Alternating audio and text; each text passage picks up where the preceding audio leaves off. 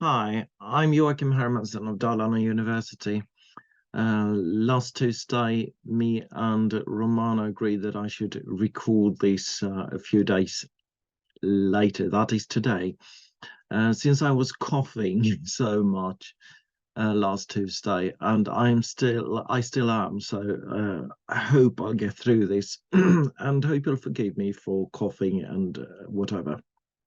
Anyway, I'm going to talk about an audience-centered approach to narratives and screenwriting. Um, and to exemplify the problem here, a colleague once asked, how do I sell a story about the Russian mob to a Swedish production company? He really didn't see the connection with the audience at all. Steve Jobs basically has the answer: get closer than ever to your customers, so close that you tell them what they need well before they realize it themselves. And in When the Bishops Released into Language, she interviews writers who testify to having forsake the audiences quite a lot, but realizing that if you're going to write all by yourself, there's no point in it, is there? They have to be aware of the public, the audience. And a 14-year-old pupil of mine, many years ago, she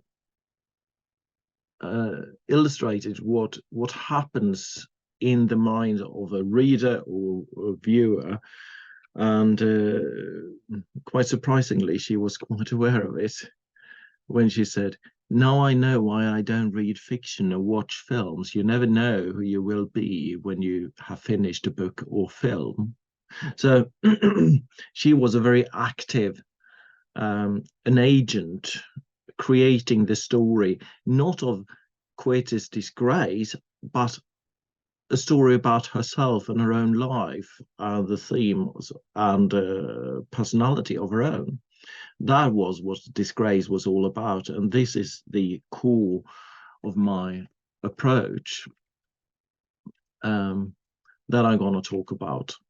A didactic thematic audience approach of sorts. So I'll start to talk about a little bit why fiction, and who I will also touch upon who the hero is. And I don't regard the protagonist or the hero of the story within the story as the main hero. The main hero is the audience.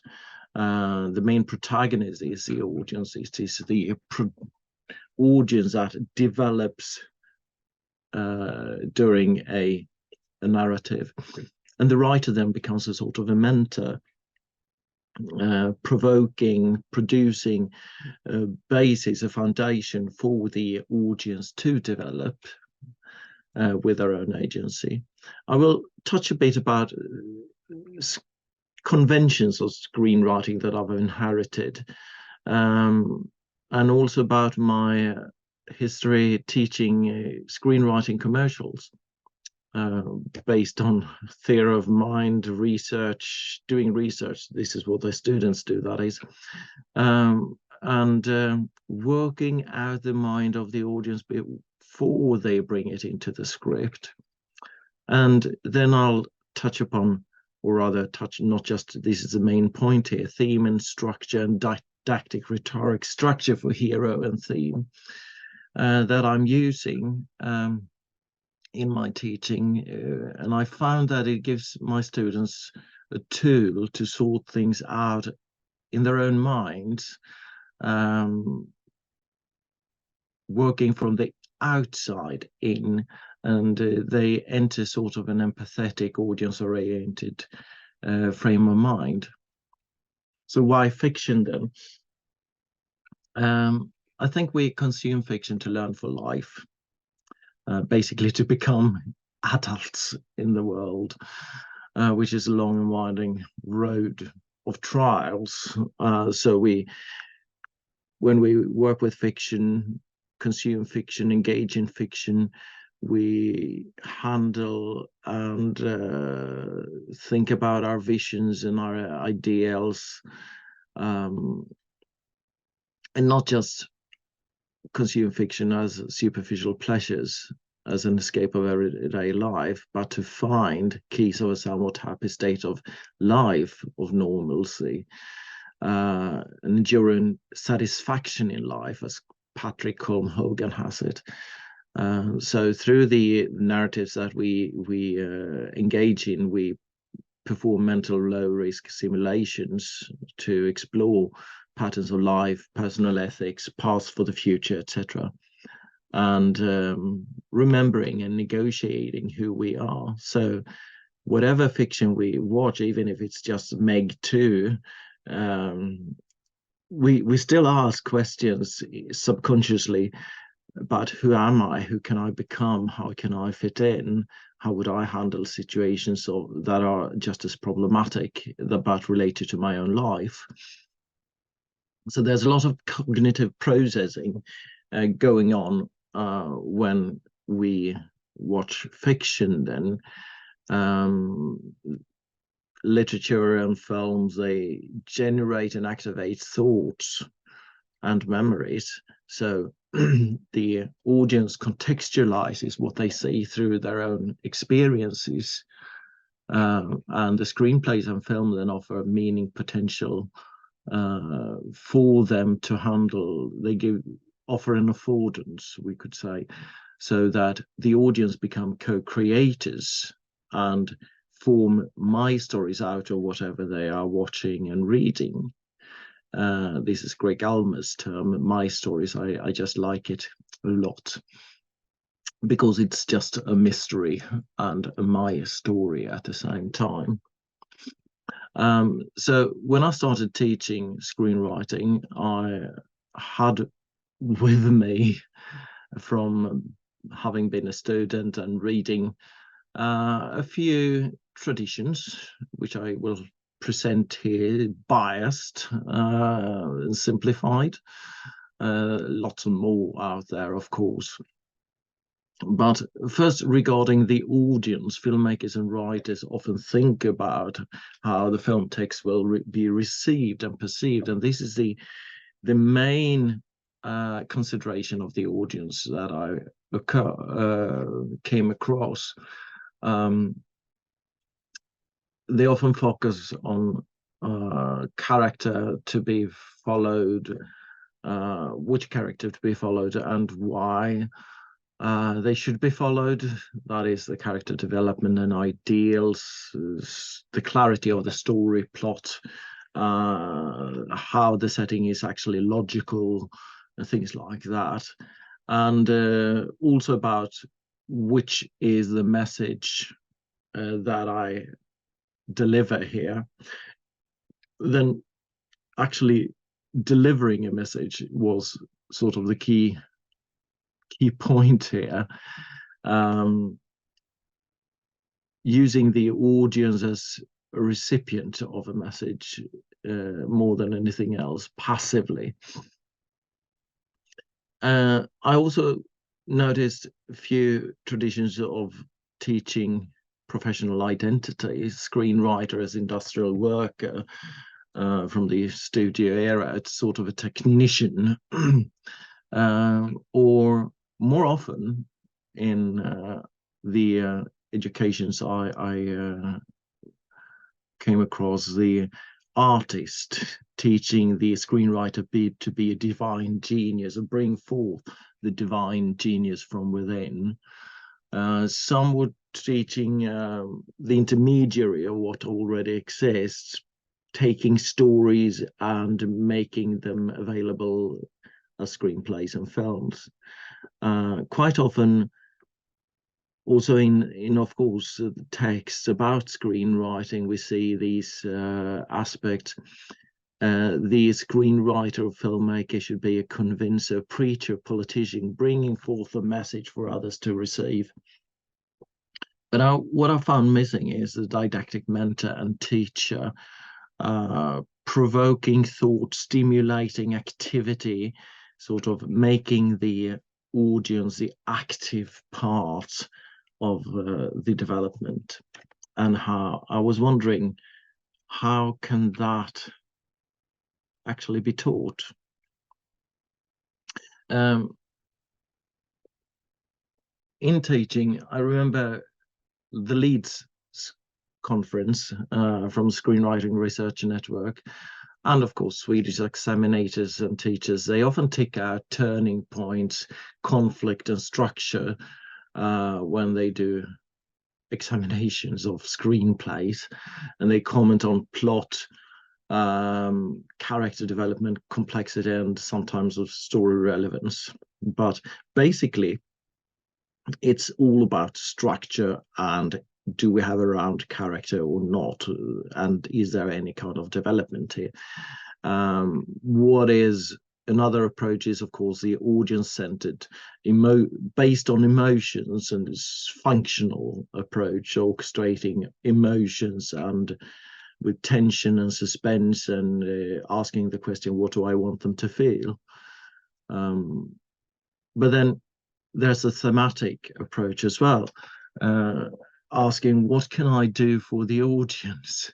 What can I, as screenwriter, provoke them to think about? And that approach makes use of the members of the audience desire to develop. And in many cases, I've seen talking about the controlling idea as a statement, but with an audience approach, in this sense, the controlling idea is rather a question, and the premise is an interest of inquiry, a theme, but you don't have a complete answer.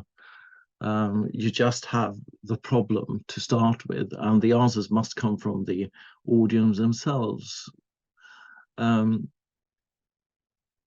So teaching the relationship to audiences, quite often there's an egocentric perspective here. Also in the literature, piece of autobiography that will excite their audience is a perfectly good thing to start with.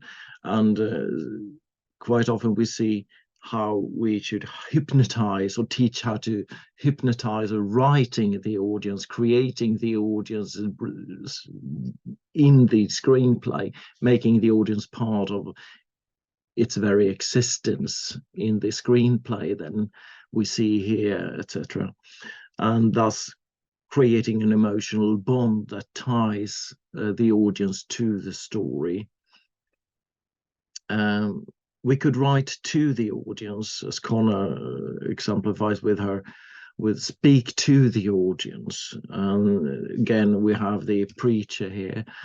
Or we could write for them, fit to their genre expectations. We could please, inform, and enlighten. I think Connor is really, really good to turn to see all these perspectives in her writing. Or we could write for social justice and equity. And of course, we could use the audience to check if things work. And ask, what is the feeling, audience feelings now after we have written it, not before we're writing it, but after. And then from Brannigan to Egelstrom, the approach is how the audience is engaging in several levels in the text or the film from a narrative perspective, which is quite interesting and productive, I find.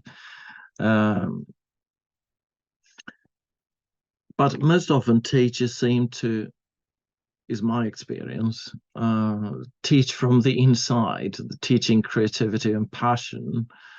And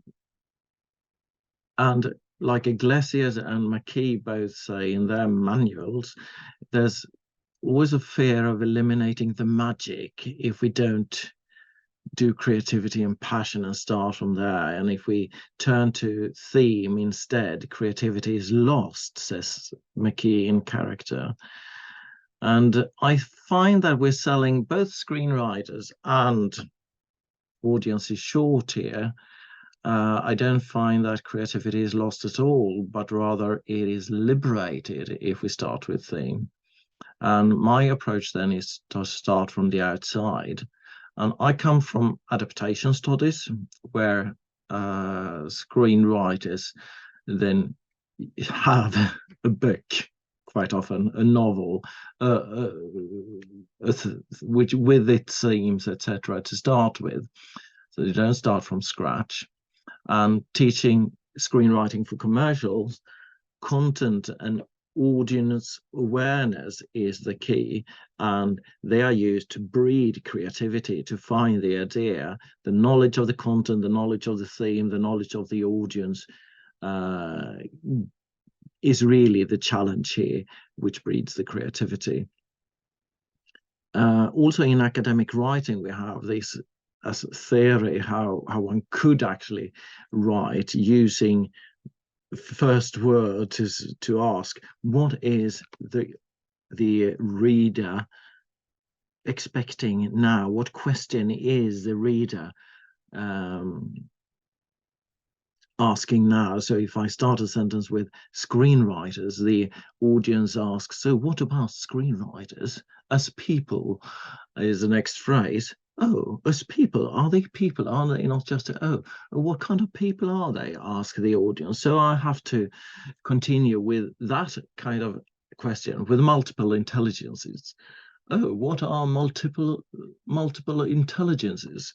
Asks the reader, and then you have to continue building upon the questions of the audience all the time. So teaching film for and screenwriting for commercials means quite often that you have an audience user-centered approach together with a content thematic. You involve the audiences in the creative process. That is, you base it upon your knowledge about the audiences, which is researched. And you research the theme and the audience. You define the audience needs through the research, not their wants, but actually what they do need.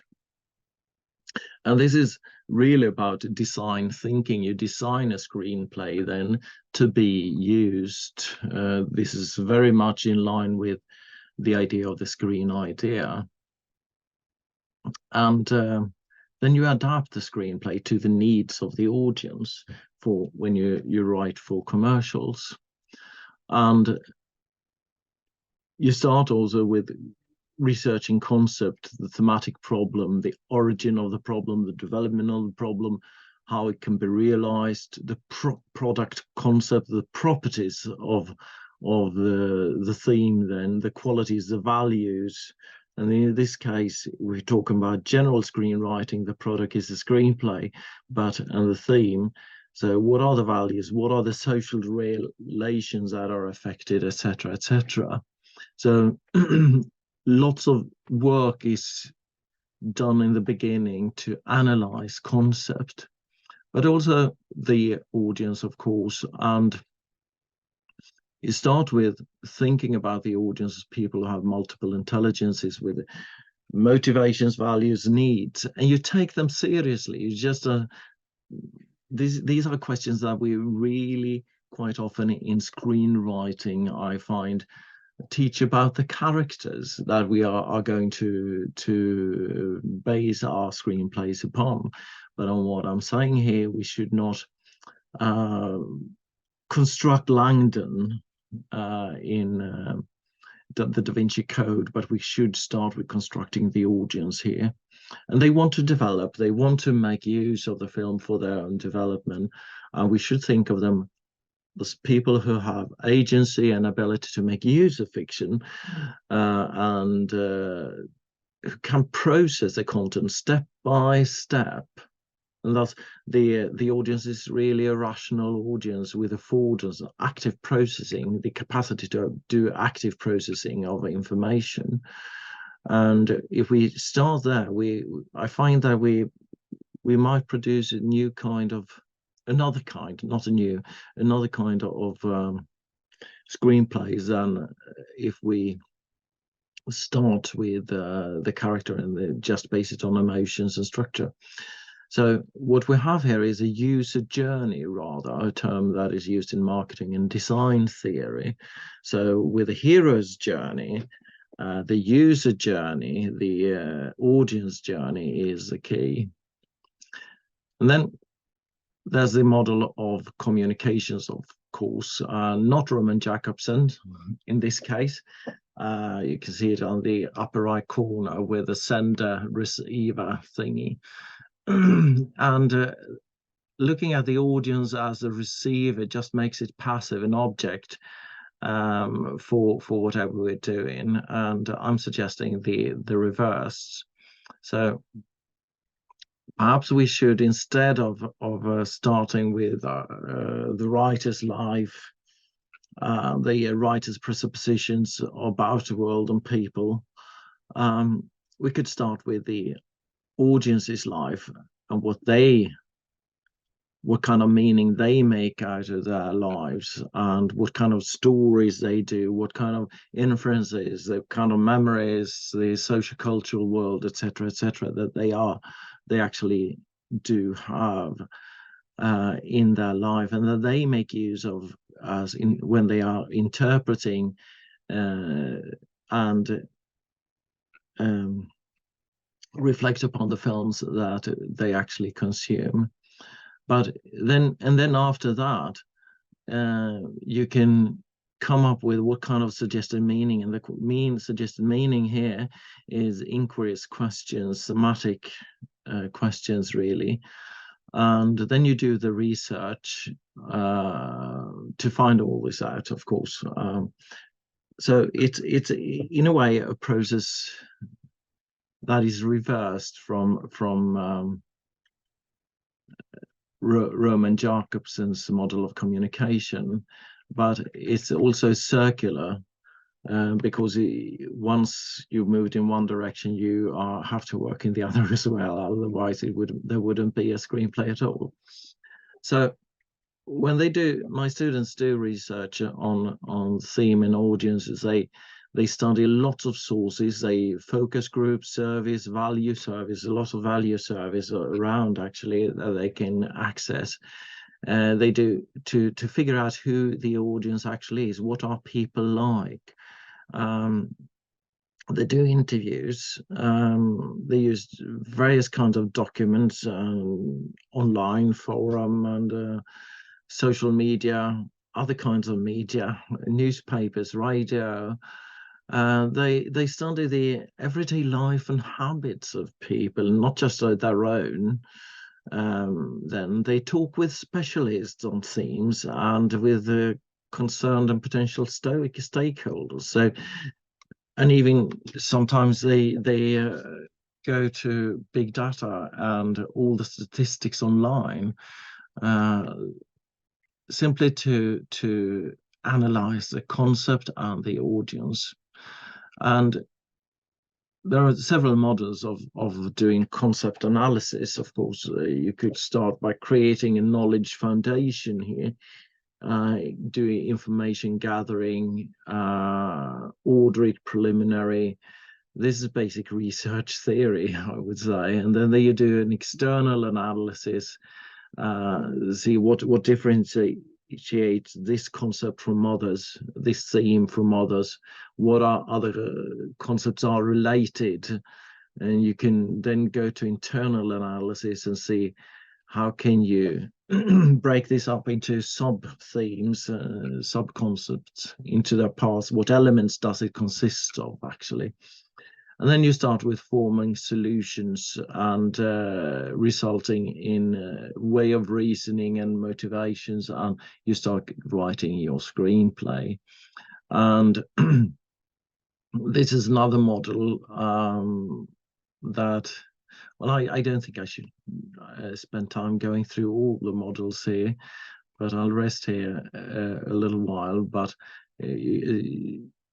lots of research identifying, breaking things up before they start, so that they actually do know what they're talking about before they write. because as someone said in one of the previous seminars, the problem is, and I think it was reference to Haug, that what the students often know isn't that much. Like a colleague of mine said, when you're 20 something, you don't have much of a knowledge of life, the knowledge of life that you need as a screenwriter, but you can actually do the research and find out, but not just from within. And out of this, you could actually construct imaginary persons that is representatives for typical audiences to get a grasp of who am I actually talking to, who am I communicating with when I'm writing this screenplay.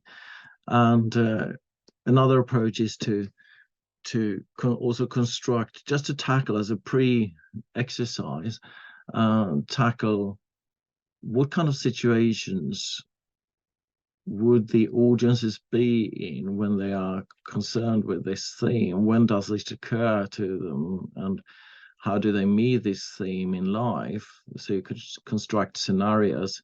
And of course, again, you need to collect data, identify patterns, etc. So talking about theme, it can be a total mess, as Verotsis illustrates in Screenplay and Narrative Theory, an unstructured narrative system where connections between elements of a theme and a story that are just in a mess. I sometimes use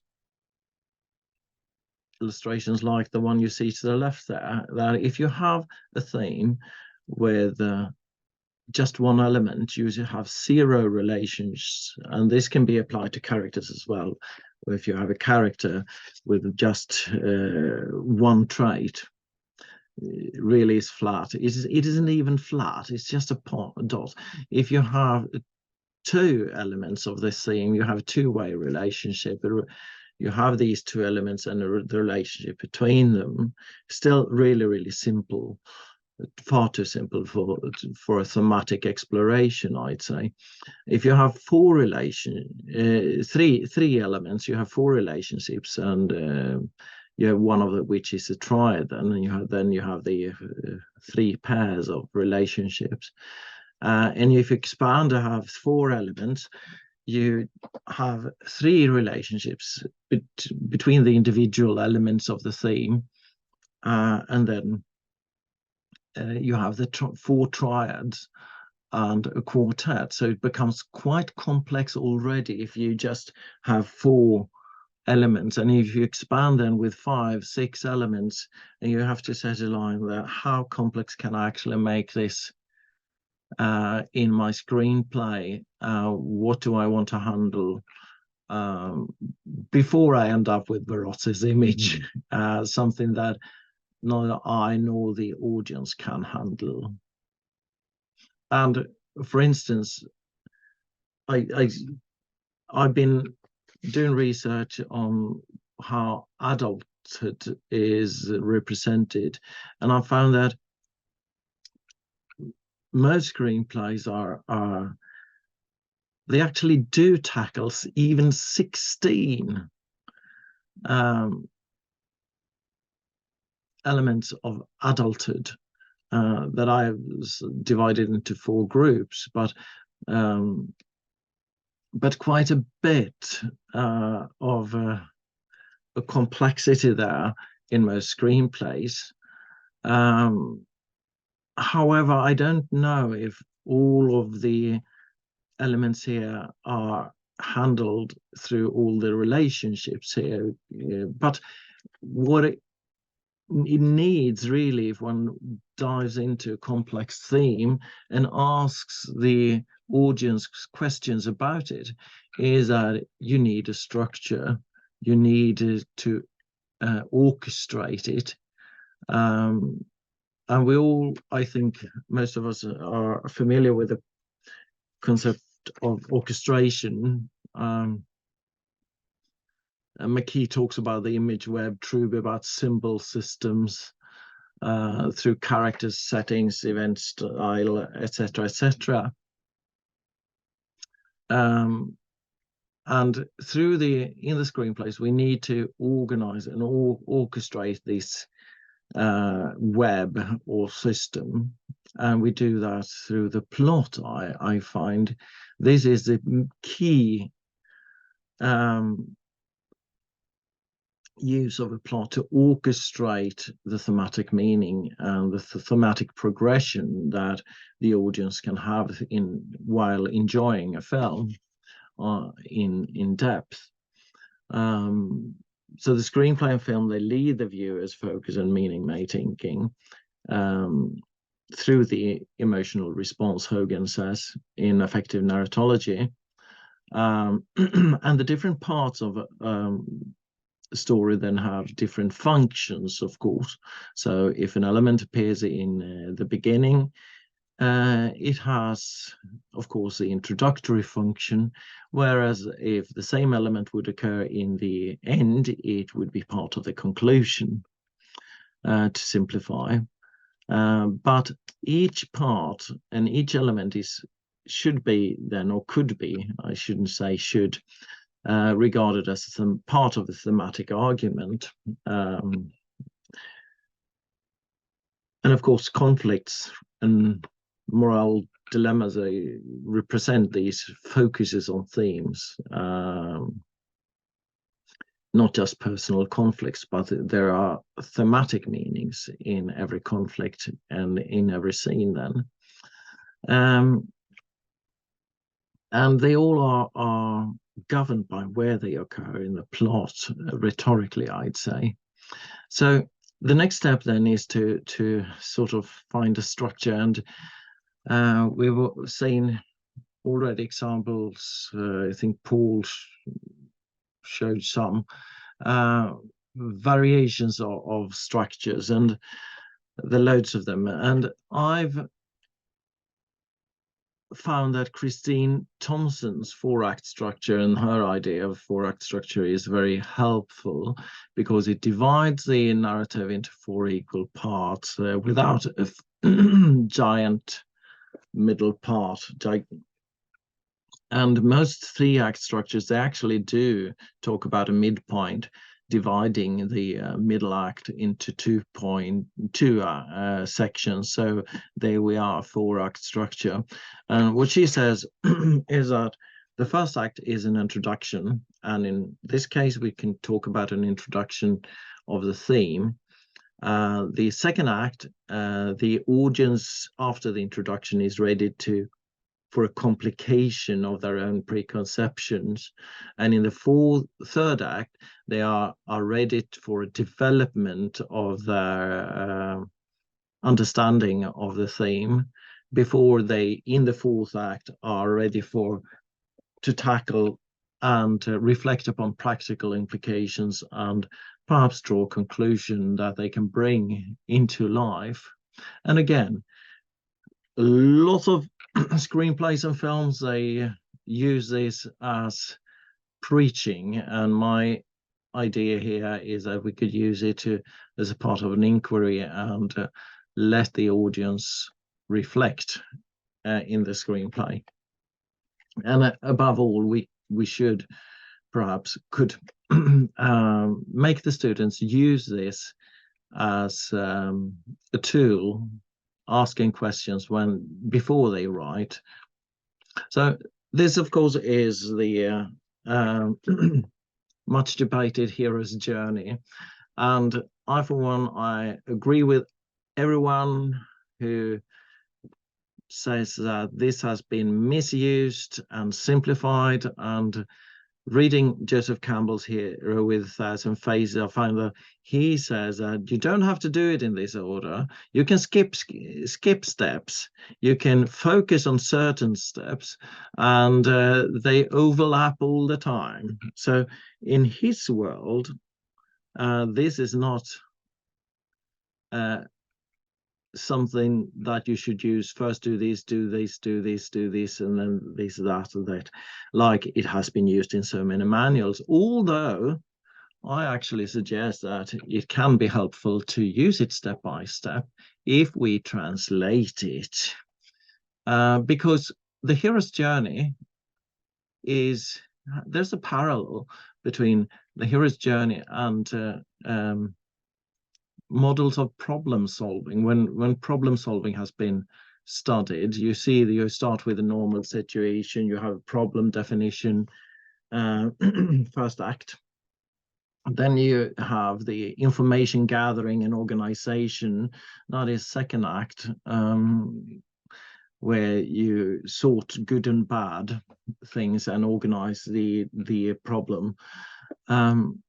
And you have a do selection of concepts to be combined and apply, sort of a midpoint there. Then you have the idea generation after the midpoint, and you'll do the planning and you implement the planning and solve the problem and come to a conclusion and evaluation and new stability. So this is basically problem solving that we can see in the hero's journey. So what if we translate the hero's journey to problem solving or rhetorical argument? This is what we can do if we use the audience and have a thematic audience approach, and have a didactic perspective with the hero's journey then as the viewer's, reader's journey of thought and reflection. And this is the key to my approach. Then we must ask, how can my text, my film, my screenplay contribute to people developing in themselves and their understanding step by step through the narrative? How can I allow them to be agents of reflection and not just recipients? And then the starting point in the hero's journey, before the call to adventure, the normal state should be what's on people's mind, what is a subconscious preconception of the theme I'm writing about here, and how do we lay that preconception on the table as a first step? Quite often people are not aware what they're thinking, so the first step is actually quite provocative, like in Gone Girl, where you really have to consider yourself, your own meaninglessness and your own, the emptiness of your own life in the first scenes. So what I did was I translated these steps into a rhetorical argument, and this is still just tentative, I'd say. But first you present the ordinary understanding of the theme, and you have to have a foundation in the audience. What is that ordinary understanding, a naive understanding of the theme? And then you have to, in the next step, put forward that this conception, this understanding can be developed and should be developed. So you point out the problems with it. And again, this is provocative because people do not want to acknowledge their own problems of understanding a thing. So quite often you have a defense mechanism producing a counter argument to stay with the national understanding. And before this, you have to anticipate this and lay it on the table. And this is also very provocative for the audience to be forced to encounter their own simplifying defense of their initial understandings. And so you have to be aware that how far can I go in provoking the audience by making them reflect upon their own their own understanding here. And then you put forth the benefits of development, or make the audience realize and reflect upon the benefits of developing the thematic understanding. What can be gained from that should be the aim of this part of the narrative, that the audience reflects upon this, and then you decide to explore the theme further. Beginning with a new slate, Belly of the Whale should probably be the start of Act 2 here instead, and then you start laying elements of the theme on the table.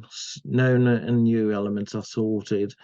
And of course, as if a narrative produces some examples, the audience adds quite a few in their own minds, I'd say, subconsciously. And then you summarize, close, or ask the audience to summarize in the middle and evaluate. And so step by step, you go through a progression here, leading up to the audience being ready to confront the core of that previous conception because of all the new knowledge and reflection that has been done through a movie here. Perhaps they, after the midpoint, then are ready to confront what actually made me believe in this naive and simplified version of what I'm thinking. So we ask them to do that in a way, and quite often in narrative, there are open in screenplays. There are open questions at this point, are actually asking the audience about this. And then we find a new definition, and in the fourth act, we ask people to confront realities, to come to compromises, to tackle complications, and then find a new understanding of the concept. So this is sort of could be used as a template to create this kind of an argument and inquiry. And I think you can see the similarities between this and structuring a lecture, because the Da Vinci Code and 50 Shades of Grey are nothing but a lecture about how to be an adult. Then, an example that I used in a presentation in Vienna is from Coca-Cola. I'd like to buy a world of Coke, how they've been really been working this way, it seems. And it starts with this. This is one could say a film about multicultural awareness. So it starts with unreflected values. This is what Coca-Cola says to their audiences. This is your worldview, isn't it? White, blonde, young, beautiful, blue eyes. And you're saying, I'd like to buy the world a home. Everyone should be like me. This is your naive conception. And we're confronted by this. Moving on to the defense. Hey, I like diversity, just not so much. Look, there's a redhead. And then they're confronted with what a bit later, what multicultural really is. And this really makes us confused when we see this in the beginning of the second act here.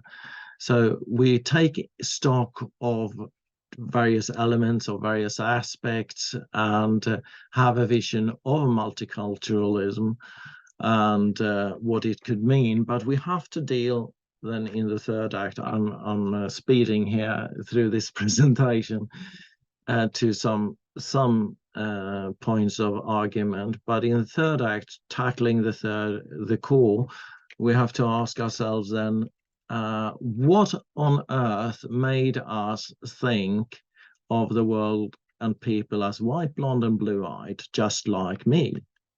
Well, it's a thinking of structure.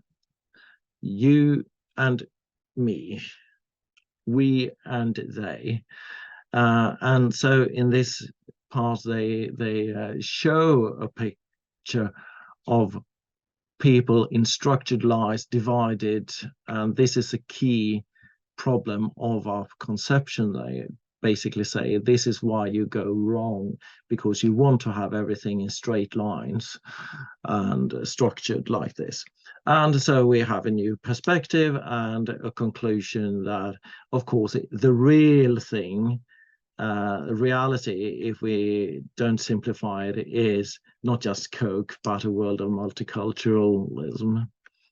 I think I'll skip this, which is another 6-second about the joy of life, where they in 6 seconds cover about 12 steps, basically, from KitchenAid. So what I use as a template when I teach is sort of this, as a structure for the students when they write their screenplays to consider after they have done their research. And when I comment on their first synopsis, very brief, half a page thingies, I try to identify the different steps and make them clear. And quite often they have just gone through the first act, sort of. Then you can ask, so do you want to stay there and develop the first act? As you may, but build it into something else, more complicated? Do you want to stay there, or do you want to reconsider and just work on, or continue working with the other steps? And then they more or less start using something like this, asking questions about what is the preconception of the theme, the normal understanding of the world amongst people, and they do research about it, and then they ask, so how can I demonstrate this and put it on the table? And then the next step is, of course, asking then what are the problems and needs for deeper understanding, and how do we create a scene that makes the audience ask this question, and then they can actually fill this out and work in a very structured manner. And for every step, they need a creative process. They need to be intensely civilly creative. The interesting thing here, when I've been using this, is that we have external examinators coming in, screenwriters from different parts of Sweden, quite often, examining their final scripts in this 3-year education program. And although they've been working with this 4-act structure in 70 step, most of the students, they get comments of, oh, this is a perfect 3-act structure, and we have a character development that is very clear and a thematic relevance. And the next person say, oh, perfect 5-act structure, etc., etc. So it seems like it actually fits working with this, no matter what the examiner is actually using as a template for their marking of the screenplays, and how they analyze the screenplay. So this actually works. But I would say that Frank Daniel's 8 points, I think, could be used, and you just have to figure out how to fill it up. This is a problem with the 3-act structure and the idea of cut to the chase, because you have a lot of empty space in the rhetorical argument, and the audience is passive all through the middle act. But you could use any kind of template, narrative template, like Truby or what have you. You could to use this and translate it into rhetorical argument, asking questions and asking the students to ask questions then, while they are working from the outside in, and then when they are done with the theme, the aspects, or the values, sorry, I missed a word in my translation there. Then they can do the action and character, and then fine-tune the emotional response in this to draw attention to and keep the audiences awake. So yes, this is what I do as an audience-centered approach based on theme, making the audience the hero of the journey when my students write. This is still, as I said, very tentative, and my hopes are that I find time to do actual research and with workshops on this, but after Christmas. So here's my email if anyone wants to get in touch. And if you have enjoyed so far, stayed with me, thank you for listening. Bye.